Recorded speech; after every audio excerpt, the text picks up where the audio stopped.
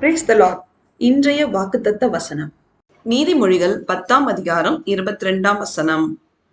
கர்த்தரின் ஆசீர்வாதமே ஐஸ்வர்யத்தை தரும், அதனோடே அவர் வேதனையை கூட்டார். கிறிஸ்துவுக்குள் அன்பானவர்களே, சேனைகளின் கர்த்தராகிய இயேசு கிறிஸ்துவின் ஆசீர்வாதம் மட்டுமே நம் அனைவருக்கும் செல்வத்தை தரும். அவருடைய ஆசீர்வாதத்தினால், நமக்கு கிடைக்கும் செல்வத்தினால் நமக்கு துன்பம் வராது.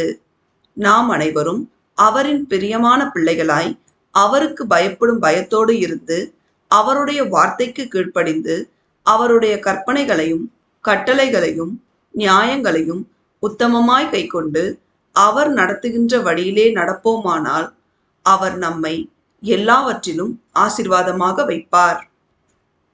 தேவன் நம் அனைவரையும் ஆசீர்வதிப்பாராக. ஆமேன்.